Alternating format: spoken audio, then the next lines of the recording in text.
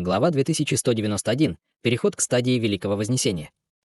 В следующее мгновение над призрачным выступом появился ореол зеленого света и направился к нему. Нет.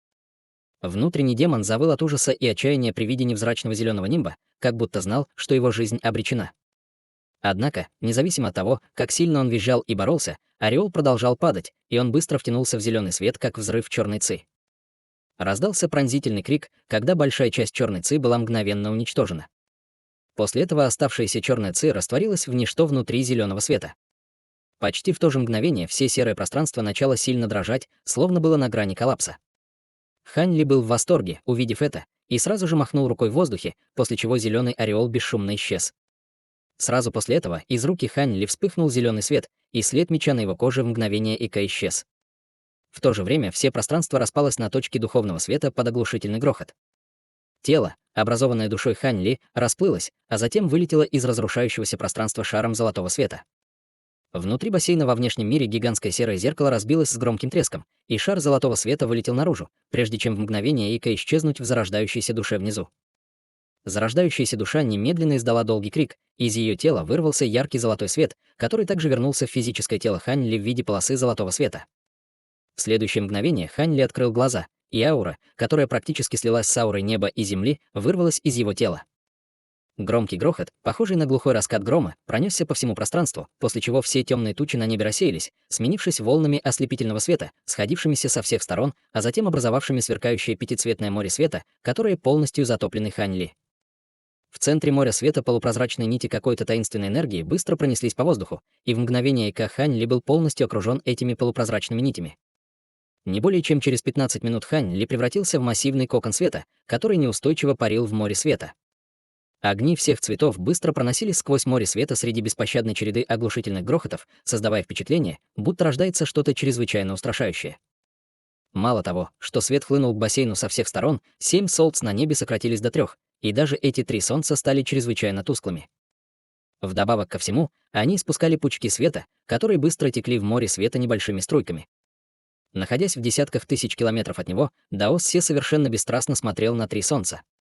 Тем временем Сяо Гуань и мышиный монарх Дун Тянь резко вздохнули при виде сцены, развернувшейся вдалеке.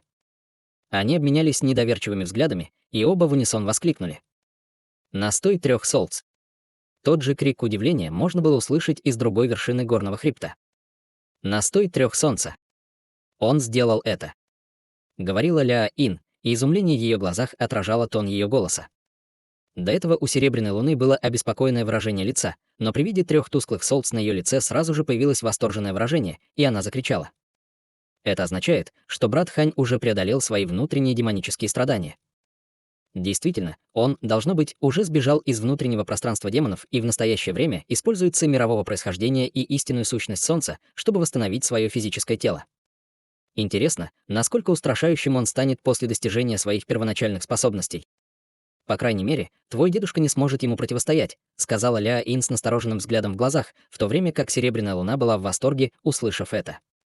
Тем временем Сюй Циньюй также стала свидетельницей происходящего явления и ошеломленным голосом пробормотала про себя. «Настой 3 солнц. Как это возможно? Может быть, кто-то только что успешно достиг стадии Великого Вознесения. Люди, охранявшие это место, были демоническими существами. Может быть, кто-то из расы демонов достиг стадии Великого Вознесения». Другие культиваторы семьи Сюй понятия не имели, что означает «настой 3 солнц», но они осознали природу ситуации после того, как услышали слова «стадия Великого Вознесения», и все они были сразу же полностью ошеломлены. В конце концов, существа стадии Великого Вознесения были богоподобными существами в глазах культиваторов семьи Сюй, и они едва ли даже слышали о таких существах, не говоря уже о том, чтобы видеть их лично. Несмотря на бурные эмоции, охватившие сердце культиваторов семьи Сюй, они не осмелились ничего сделать под присмотром Серебряной Луны и Ля Ин и могли только продолжать ждать в лесу. Таким образом, время медленно текло. Хотя прошло всего около 4 часов, для встревоженной Серебряной Луны казалось, что прошел месяц. Внезапно гигантский кокон в центре моря света слегка зашевелился, и насыщенный аромат начал разноситься по воздуху, прежде чем стать все более и более явным. Затем среди громкого треска на поверхности гигантского кокона появилась тонкая трещина, и бесчисленные золотые руны вырвались наружу вместе со взрывом небесной музыки. Вскоре после этого весь кокон взорвался с оглушительным грохотом, небесная музыка резко прекратилась, а все золотые руны были унесены порывом жестокого ветра. Затем на месте кокона появилась пурпурно-золотая фигура. Это был никто иной, как Хань Ли, завершивший реконструкцию своего физического тела. Спустя несколько мгновений аромат, исходящий от его тела, стал чрезвычайно слабым, после чего свет померк, и появился Хань Ли. Его внешний вид и одежда по-прежнему были полностью идентичны тем, что были раньше, и не было никаких заметных изменений, кроме того факта, что он стал на несколько дюймов выше. Однако, осматривая свое тело, Хань Ли был чрезвычайно доволен увиденным. Неудивительно, что все культиваторы Великого Вознесения могли легко сокрушать существ в стадии интеграции тела. Мало того, что его магическая сила была увеличена в несколько раз, его физическое тело стало почти на 50% мощнее, чем раньше. Однако самым важным изменением, которое он испытал, было то, что его зарождающаяся душа теперь стала действительно полной. Зарождающаяся душа, которая сейчас медитировала в Дантяне, стала совершенно другой. Черты его лица созрели до взрослых, а на теле появилось лазурное одеяние. По сути, это была идентичная уменьшенная модель Хань Ли. Хань Ли внимательно осмотрел свое тело своим духовным чутьем, и, убедившись, что все в порядке, он больше не мог сдерживать свое волнение и издал долгий крик восторга. Удивительные звуковые волны разнеслись во всех направлениях, достигнув пика, заставив все близлежащие деревья и горы сильно дрожать. Лишь примерно через 15 минут Хань Ли полностью выразил свое волнение, и только тогда крик восторга утих. В этот момент Серебряная Луна, Дао Се и остальные появились возле бассейна. Жу Гуэр с восторгом в глазах подлетела к Хань Ли, а затем встала рядом с ним в чрезвычайно почтительной манере. Дао Се появился перед Хань Ли среди вспышки серебряного света до того, как прибыли все остальные, а затем сказал что-то, что стало для Хань Ли полной неожиданностью. «Поздравляю с переходом на стадию Великого Вознесения, уважаемый Даос Хань. С этого момента ты можешь удовлетворить основные требования, чтобы стать моим хозяином. Все, что вам нужно сделать, это выполнить несколько моих просьб, чтобы по-настоящему стать моим хозяином». «Что? Я могу стать твоим хозяином? Это должно быть шуткой, брат Се? Если единственное условие для того, чтобы стать твоим хозяином, это перейти на стадию Великого Вознесения, то разве ты уже не был заявлен священным предком?»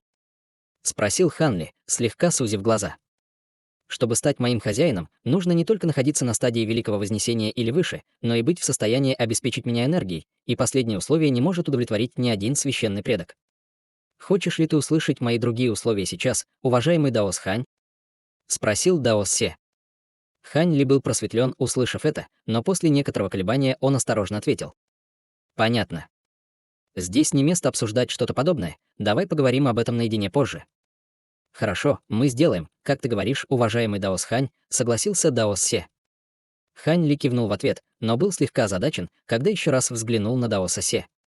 По какой-то причине ему казалось, что эта искусственная бессмертная марионетка внезапно достигла более высокого уровня интеллекта по сравнению с тем, который был до его прорыва на стадии Великого Вознесения. В этот момент на место происшествия также прибыли Серебряная Луна и остальные.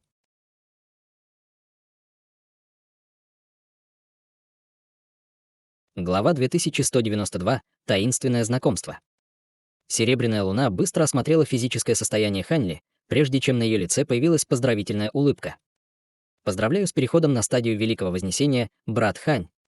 Теперь ты третий патриарх стадии Великого Вознесения среди наших человеческих и демонических рас. Похоже, с этого момента мне придется обращаться к тебе как к старшему. Ты смеешься надо мной, Серебряная Луна.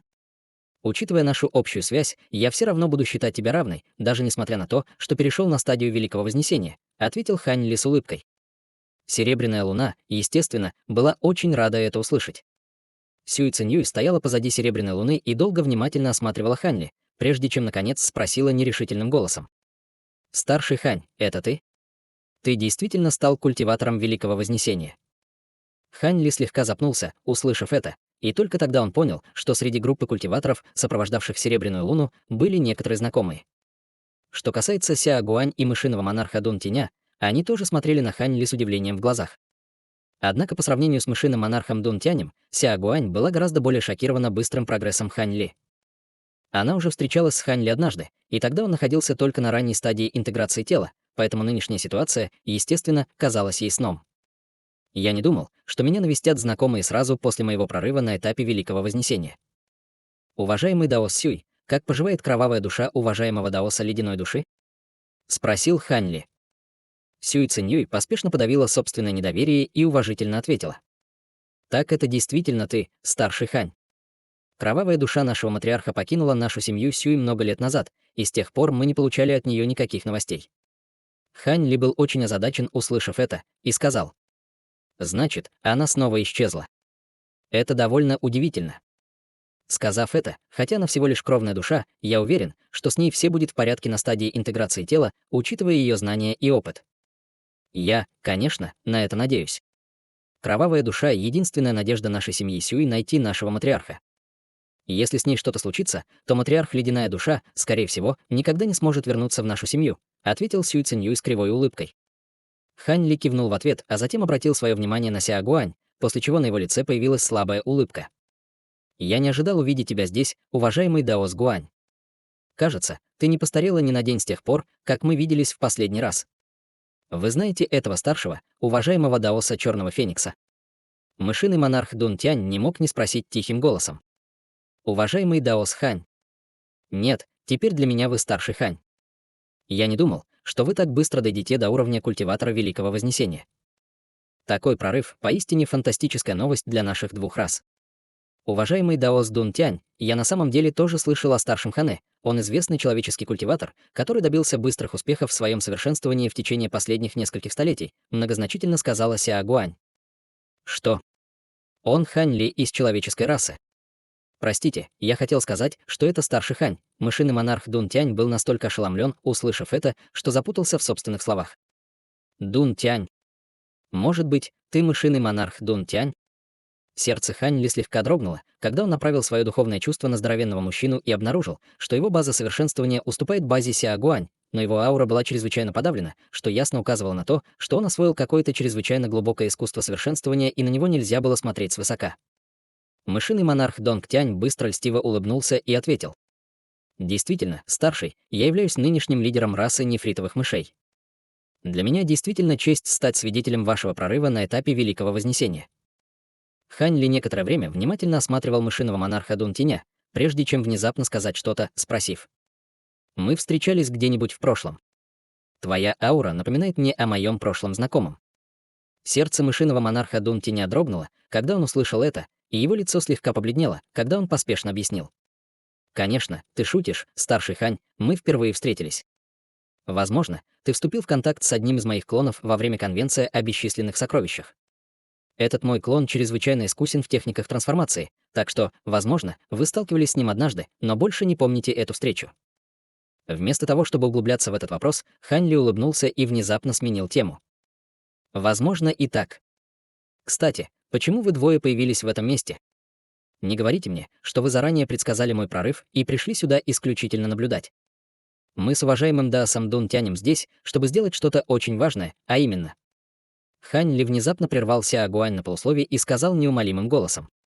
«Забудьте об этом, мне неинтересно слышать о вашей деятельности.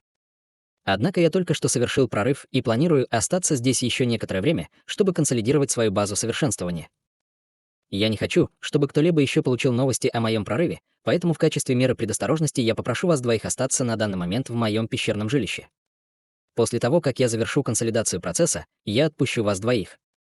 Сердце Сяо Гуань слегка упало, когда она услышала это, но выражение ее лица осталось неизменным, и она ответила с улыбкой.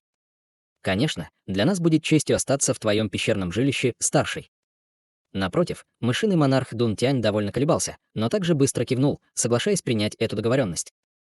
Что касается группы культиваторов семьи Сюй, они, естественно, тоже не осмелились выдвинуть какие-либо возражения. Таким образом, Хань Ли отвел всех обратно в свою пещерную обитель. 4 часа спустя Сюй Циньюй обнаружила, что сидит на деревянном стуле в холле пещерной обители и в тревожной манере пересказывает некоторые события. Хань Ли сидел на главном месте зала, а Серебряная Луна сидела на стуле рядом с ним. Пока они слушали историю Сюй Циньюй, выражения лиц обоих постепенно становились все мрачнее и мрачнее. Что касается других учеников семьи Сюй и двух монархов-демонов, их нигде не было видно, и, похоже, им были подготовлены места для проживания. Через некоторое время рассказ Сюй Циньюй завершился, и Хань Ли и Серебряная Луна не могли не приглянуться. После долгого молчания Серебряная Луна спросила, нахмурив брови.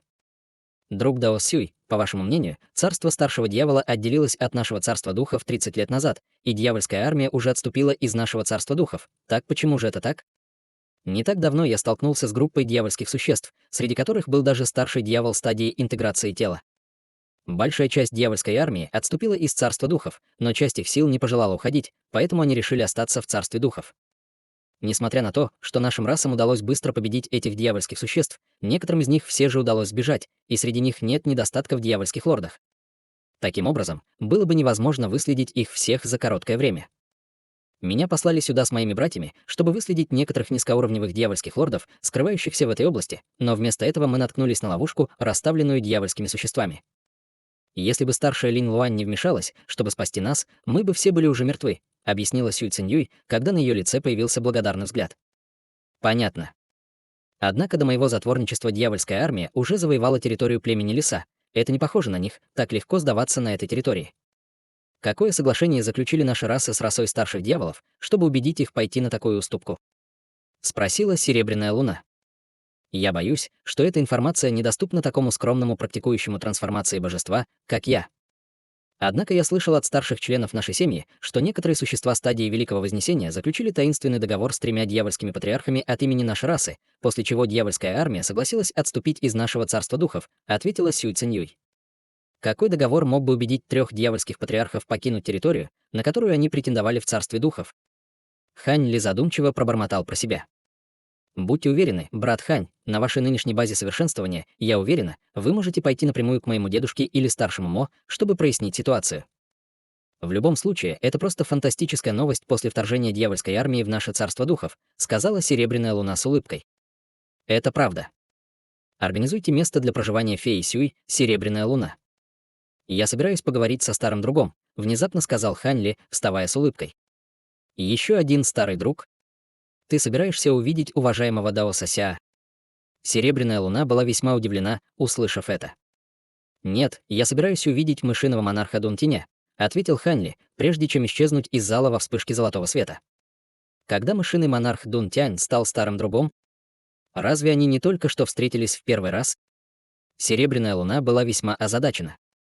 В то же время мышиный монарх Дун Тянь тревожно сидел на футоне в тихой секретной комнате. Внезапно вспыхнули пространственные колебания, и Хань Ли появился во вспышке золотого света. По иронии судьбы, беспокойство на лице мышиного монарха Дун Тиня исчезло, когда он увидел прибытие Хань Ли, и он сказал с кривой улыбкой. «Так ты все-таки пришел. Похоже, ты ждал меня. Ты, должно быть, знал, что тебе не удалось обмануть меня раньше», сказал Хань Ли с улыбкой, а затем небрежно сел перед мышиным монархом Дун Тянем.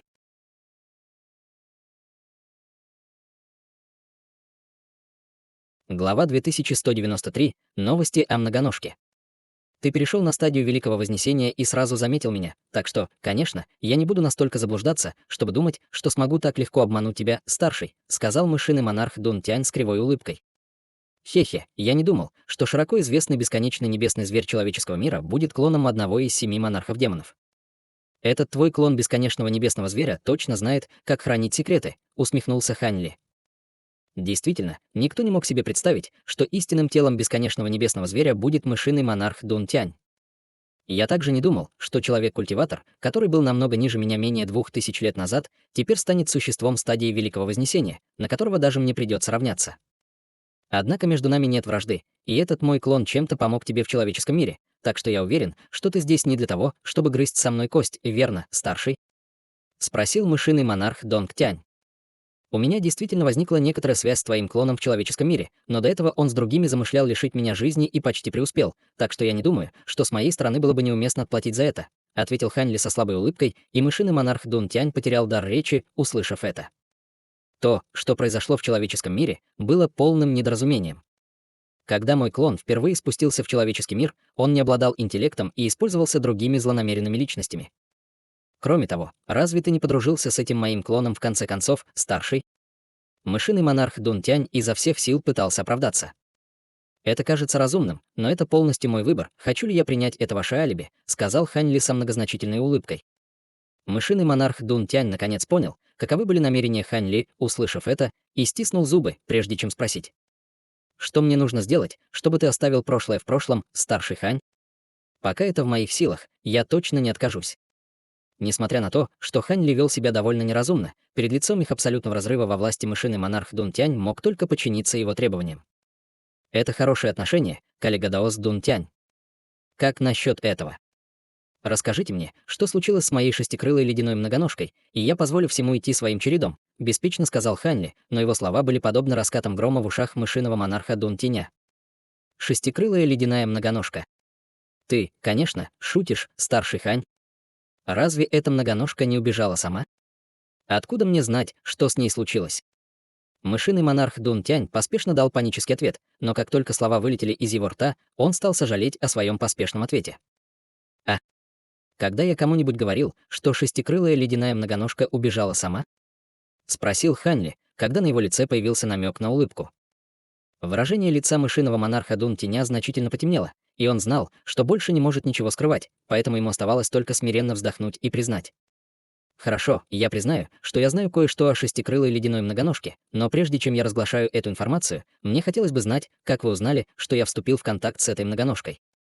Не думаю, что я кому-то об этом рассказывал. Это довольно просто. Я уверен, что вы сможете догадаться о причине, даже если я вам не скажу, ответил Ханли со слабой улыбкой. Услышав это, мышиный монарх Дун Тянь слегка нахмурился, после чего в его глазах быстро появился намек на просветление. Неужели вы имеете в виду? Может ли быть так, что сороконожка когда-то приняла вас как своего хозяина? Действительно. Несмотря на то, что эта шестикрылая ледяная многоножка разорвала нашу связь между хозяином и слугой, между нами все еще существует чрезвычайно слабая духовная связь. Ты взаимодействовал с ней в течение некоторого времени, поэтому часть ее ауры неизбежно передалась тебе. Несмотря на то, что на данный момент ее едва можно обнаружить, она все же не настолько слаб, чтобы ускользнуть от внимания моего духовного чувства, объяснил Ханли. Понятно, но ваш недавний прорыв, должно быть, также способствовал этому, верно, старший Хань? В противном случае нормальный человек не смог бы почувствовать намек на остаточную ауру, оставшуюся так много лет назад через свое духовное чувство. «Думаю, мне просто не повезло встретить вас в такое время», сказал мышиный монарх Дун Тянь со смиренным выражением лица. «Хорошо, я уже рассказал тебе то, что ты хочешь знать. Расскажи мне об этой шестикрылой ледяной многоножке. Я уверен, что ты не будешь настолько глуп, чтобы лгать мне. В противном случае, как только я обнаружу это, я смогу легко проверить подлинность твоих слов», равнодушным голосом сказал Ханли. Сердце мышиного монарха Дун Тяня дрогнуло, когда он услышал это, и то немногое, что осталось от его намерений обмануть Ханли, мгновенно исчезло, когда он поспешно ответил. «Будьте уверены, старший Хань, я только случайно встретил шестикрылую ледяную многоножку, и мы заключили взаимовыгодную сделку, поскольку я видел, что она обладает удивительным потенциалом». «Сделку?» Ханли поднял бровь, услышав это. «Действительно. Мне придется начать эту историю с рассказа вам о технике обратного духа истины Ин, которая является невероятно мощной способностью, записанной в золотом нефритовом фолианте. Много лет назад таким образом, мышиный монарх Дун Тянь начал свой рассказ.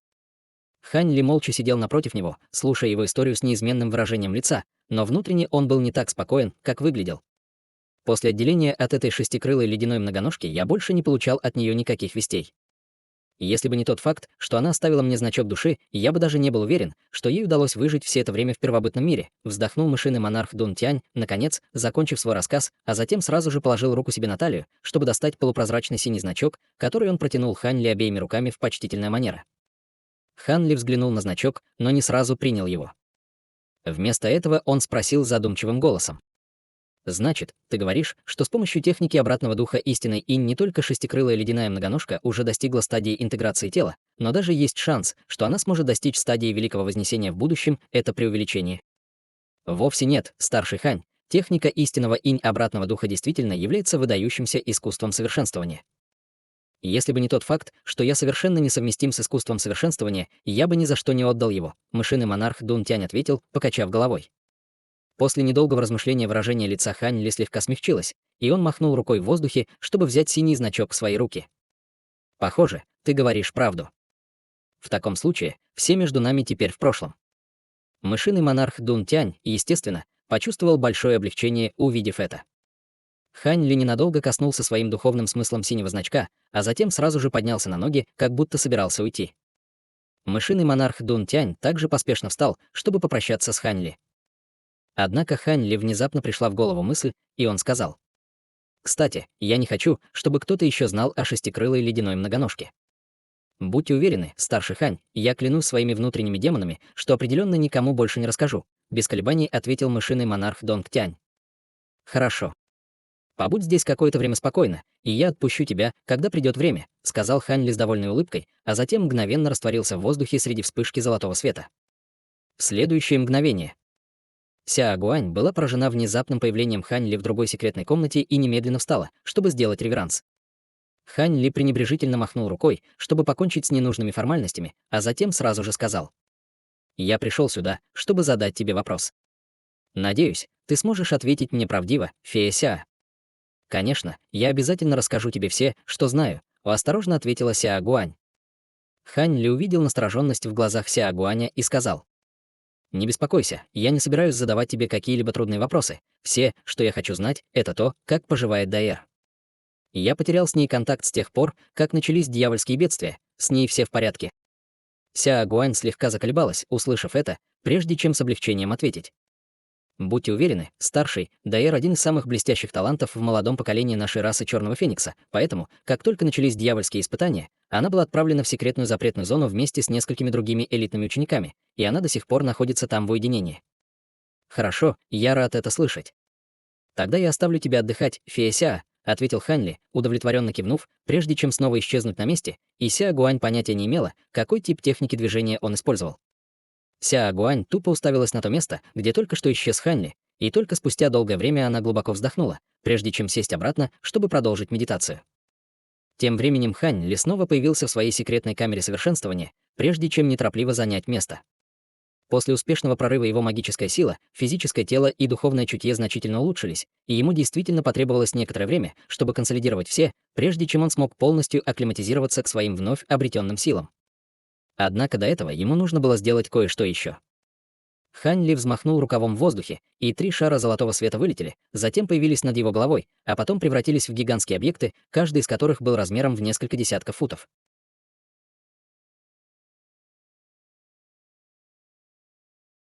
Глава 2194. Безграничное духовное путешествие. Эти 3 пурпурно-полосатых золотых жука-пожирателя были единственными 3, оставшимися после жестокой стычки, которая произошла между всеми жуками-пожирателями и кандидатами в монархи из жуков.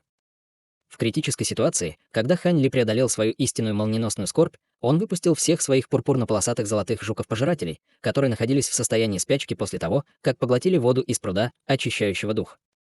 Однако все они проснулись от скорби, поглотив большую часть черно-белого шара молнии, начали атаковать и пожирать друг друга, что было весьма неожиданным и приятным сюрпризом для Хань Ли. После его перехода на стадию Великого Вознесения эти 3 жука остались единственными, и их можно было назвать искусственными жуками-монархами.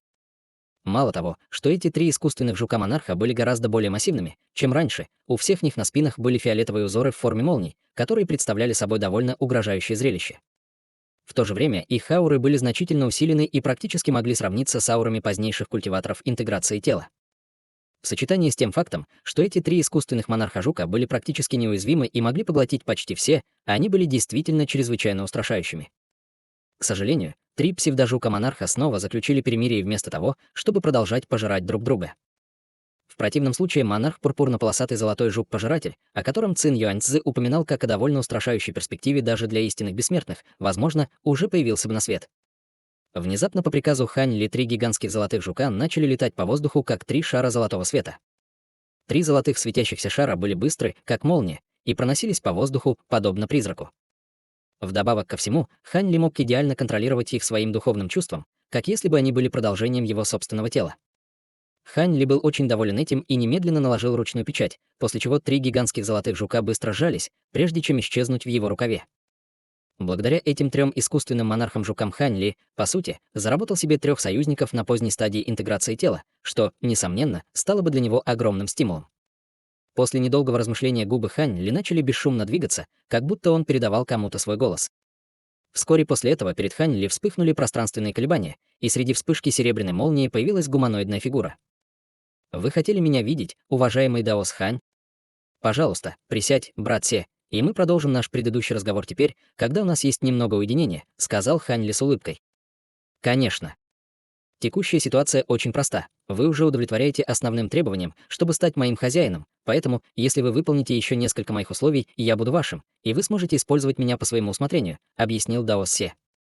Кто был тем, кто установил эти условия? Ты не просто придумал их на месте, не так ли, брат Се? Осторожно спросил Хань Ли. Конечно, нет, условия были созданы моим бывшим хозяином, и я открою их только тем, кто сможет удовлетворить основные предпосылки, немедленно ответил Даос Се. Твой бывший хозяин был настоящим бессмертным, поэтому я уверен, что все предложенные им условия будут весьма значимыми. «Расскажи мне условия, и я посмотрю, смогу ли я их удовлетворить», — подсказал Хань Ли после долгого молчания. «Хорошо, для начала у меня есть список из нескольких предметов, которые мне нужно, чтобы вы отследили», — ответил Дао Се, кивнув, затем поднял руку, чтобы послать кусок синего нефрита в сторону Хань Ли. Хань Ли поймал нефрит и слегка нахмурил брови, спрашивая: «Это единственное условие, которое мне нужно выполнить?» «Конечно, нет. Но если вы даже этого не можете сделать, то вам нет необходимости сообщать об остальных условиях», — ответил Дао Се. «Я понимаю», — Хань Ли кивнул в ответ, прежде чем приклеить нефритовую пластинку к своему лбу, а затем мгновенно вложил в нее свой духовный смысл. Несколько мгновений спустя Хань Ли отказался от своего духовного чувства и снял нефритовую накладку с лба, слегка нахмурив брови. «Все эти предметы очень трудно найти. Мне не только придется потратить много времени, чтобы их выследить, но и потребуется некоторая удача. Если удача не на моей стороне, возможно, я никогда не смогу найти их. Ты уверен, что тебе нужен каждый предмет из этого списка, уважаемый Дао Се?» «Мне не только нужен каждый предмет, я не могу пойти ни на малейший компромисс даже в необходимом количестве», — ответил Дао Се без каких-либо колебаний.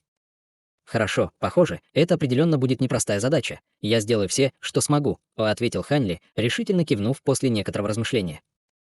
«Желаю вам удачи, уважаемый Даос Хань. Если это все, о чем вы хотите со мной поговорить, то я сейчас ухожу», — сказал Даос Се с бесстрастным кивком, а затем снова растворился в воздухе среди очередной вспышки серебряной молнии. На лице Хань Ли появилось странное выражение, когда он оценил место, где только что исчез Даос Се. Оказалось, что после своего прорыва на стадию Великого Вознесения Даос Се действительно стал намного разумнее. Казалось, что у этой искусственной бессмертной марионетки были какие-то секреты, которые ему до сих пор были неизвестны.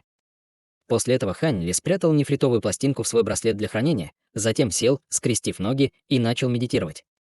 Выполнив все свои поручения, он, наконец, смог спокойно консолидировать свою базу совершенствования. Таким образом, Хань Ли оставался в секретной комнате день за днем, и месяц пролетел в мгновение ика.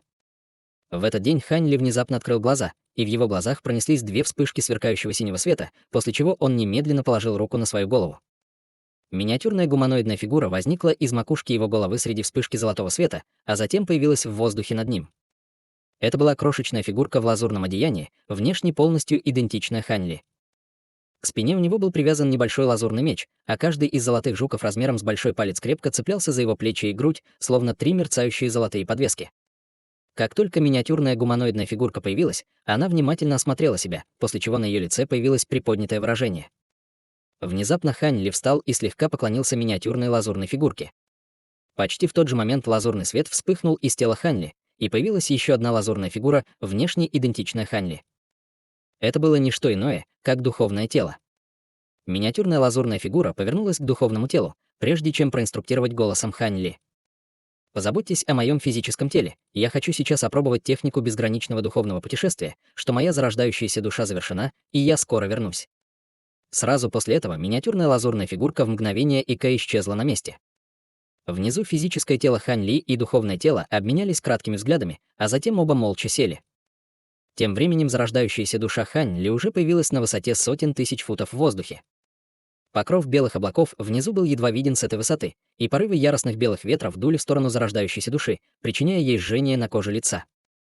Однако зарождающаяся душа не только не была встревожена этим, но и на ее лице появилась улыбка, когда она прошептала себе: «Эти небесные астральные ветры действительно настолько страшны, насколько о них говорят слухи, если бы моя зарождающаяся душа дошла до этого, если бы я находился на высоте до моего прорыва. Эти астральные ветры мгновенно разорвали бы меня на части». Сейчас с астральными ветрами все еще довольно неудобно иметь дело, но мне больше не нужно их бояться. Как только голос затих, зарождающаяся душа тут же наложила ручную печать и исчезла в астральных ветрах, как шар золотого света, а затем начала перемещаться сквозь ветра с невероятной скоростью, поднимаясь все выше и выше. По мере того, как зарождающаяся душа возносилась, белые ветры, проносившиеся в воздухе вокруг нее, становились все более и более устрашающими. Лезвия ветра начали обретать форму среди свирепых ветров, разрезая серию черных пространственных разломов в воздухе вокруг зарождающейся души. Зрачки зарождающейся души слегка сузились, увидев это, но она все равно продолжала двигаться вперед, не выказывая никакого намерения принять меры уклонения. Внезапно лезвие ветра пронеслось мимо зарождающейся души, и впереди появился тонкий пространственный разлом. Зарождающаяся душа, казалось, вот-вот была втянута в тонкий разлом, но она резко развернулась и вырвалась из пространственного разлома, а затем продолжила движение вперед, как ни в чем не бывало. Эти коварные пространственные разломы были смертельными ловушками даже для культиваторов стадии интеграции тела, но они были совершенно не способны причинить вред зарождающейся душе Хань Ли. Зарождающаяся душа в мгновение Эйкэ поднялась еще на 100 000 футов, после чего наверху внезапно раздался неописуемый рев, сопровождавшийся всплеском своеобразных энергетических колебаний. Близлежащие астральные ветры содрогнулись и полностью разбились, после чего гигантское существо пронеслось через пространство над головой, пристально глядя на зарождающуюся душу Хань Ли парой огромных глаз размером с шатер.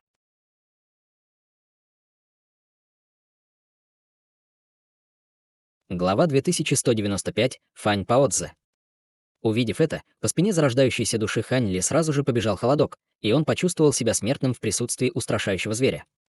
Зарождающаяся душа немедленно наложила ручную печать, издав тихий крик, и пространство в радиусе примерно полукилометра задрожало, прежде чем все внезапно стало чрезвычайно вязким, как будто воздух застыл.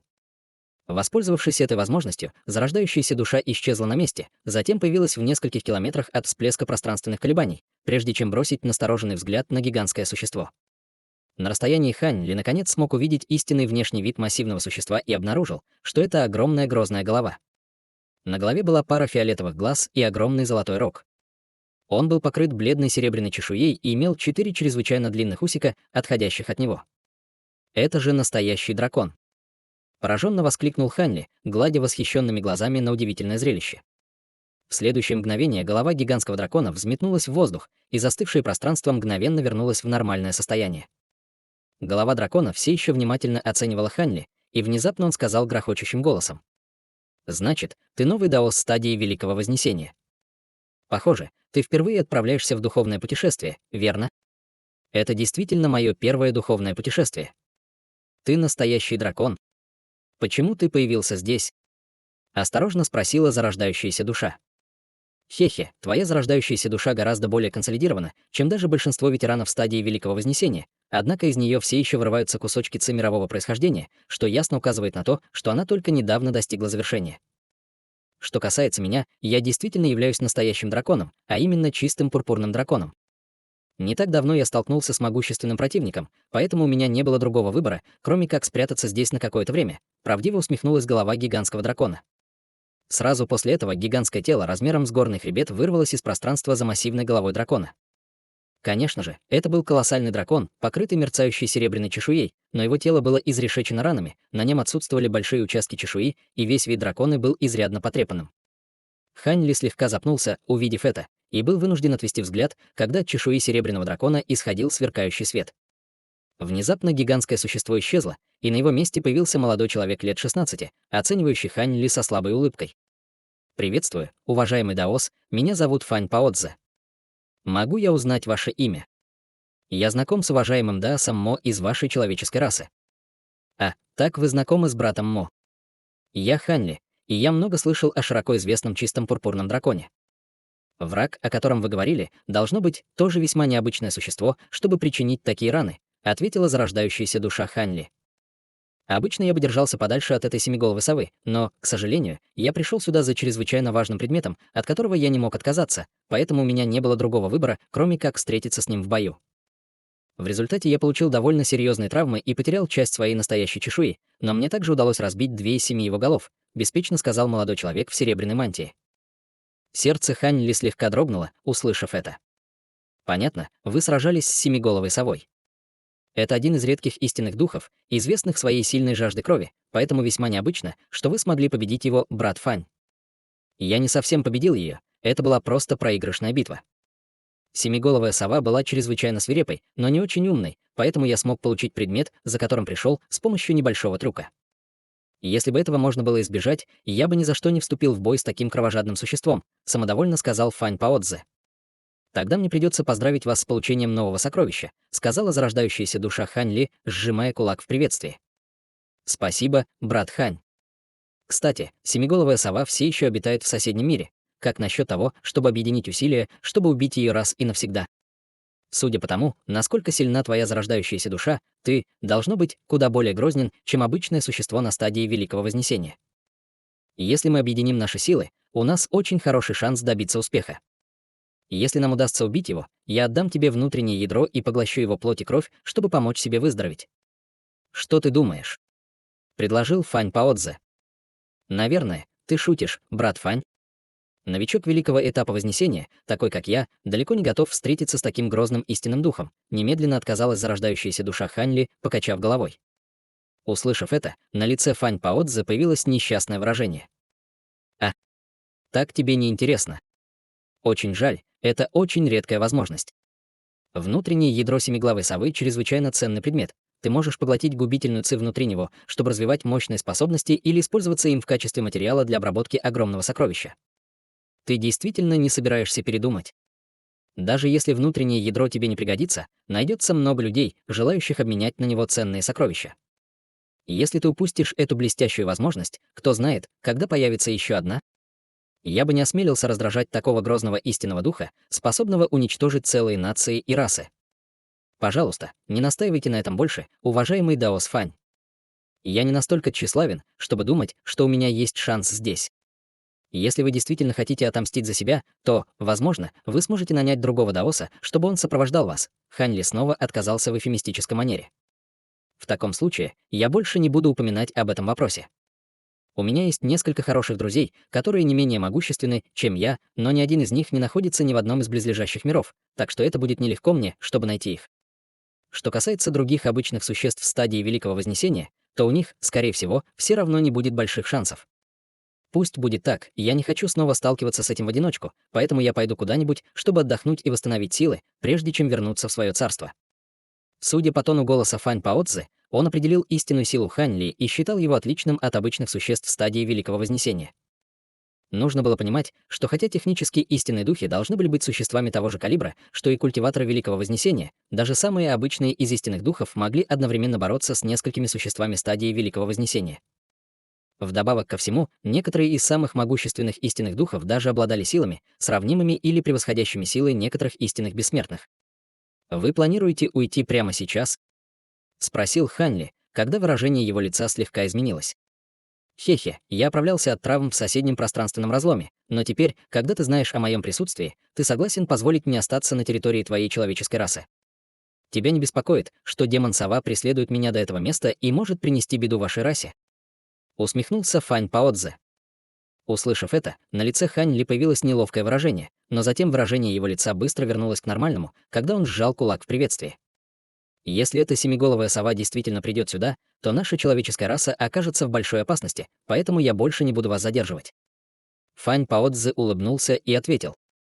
«Хотя это только наша первая встреча, я чувствую, что у нас очень много общего друг с другом. Поэтому у меня есть для тебя подарок». Сразу после этого он внезапно открыл рот, чтобы выпустить шар серебряного света, который полетел прямо в Ханьли. Ханьли слегка запнулся, увидев это, а затем сделал хватательное движение, чтобы взять плоский диск в свои руки. Он посмотрел на объект и обнаружил, что это мерцающая серебряная чешуя, и его сердце слегка дрогнуло, когда он спросил: «Что это, уважаемый Даос?» Через несколько столетий великий старейшина Цзинь Лун из нашей расы истинных драконов проведет съезд на нашем острове истинного дракона, и все истинные духи, а также некоторые избранные существа стадии Великого Вознесения, будут иметь право присутствовать на съезде. Есть такие настоящие драконы, как я, которые имеют право пригласить нескольких человек, и эта чешуя действует как приглашение на мероприятие. Незадолго до проведения конференции на чешуе будет отображаться точное время и место. И ты можешь присутствовать, и если у тебя есть на это время, с улыбкой объяснил Фань Паотзе. Зарождающаяся душа Хань Ли подняла свое духовное чувство к чешуе, и, убедившись, что с ней нет никаких проблем, зарождающаяся душа ответила: «Спасибо за ваше любезное приглашение, брат Фань». Сразу после этого серебряная чешуя исчезла из рук Ханьли, превратившись в шар серебряного света. Намек на веселье промелькнул в глазах Фань Паотзе при виде того, как бережно Ханьли обращается с его приглашением, и он продолжил: «Надеюсь увидеть тебя снова на острове истинного дракона». Будучи сценическим существом и способным высвободить свою зарождающуюся душу из тела, было бы лучше не демонстрировать эту способность перед некоторыми могущественными существами, если только это не абсолютно неизбежно. Насколько мне известно, многие истинные духи рассматривают зарождающиеся души на стадии Великого Вознесения как деликатес, и для них, чем более консолидированной будет зарождающаяся душа, тем вкуснее она будет, ха-ха. После этого Фань Паотзе рассмеялся и вернулся в свою гигантскую форму настоящего дракона среди вспышки серебряного света, а затем растворился в воздухе с еще одной вспышкой серебряного сияния. Выражение лица Хань Ли слегка смягчилось при виде ухода Фань Паотзе, но затем в его глазах появился намек на беспокойство, когда он обдумывал то, что только что сказал Фань Паотзе. Через некоторое время зарождающаяся душа Хань Ли спустилась сверху полосой лазурного света. Вскоре после этого в тайной комнате его пещерной обители вспыхнули пространственные колебания, и зарождающаяся душа вновь появилась. Физическое тело Хань Ли и духовное тело встали, увидев это, и в то же время физическое тело Хань Ли закрыло глаза, и его зарождающаяся душа быстро исчезла в голове тела, как полоса лазурного света. Внезапно пурпурно-золотой свет беспорядочно вспыхнул от тела Хань Ли, и на его коже появилась серия серебряных духовных узоров.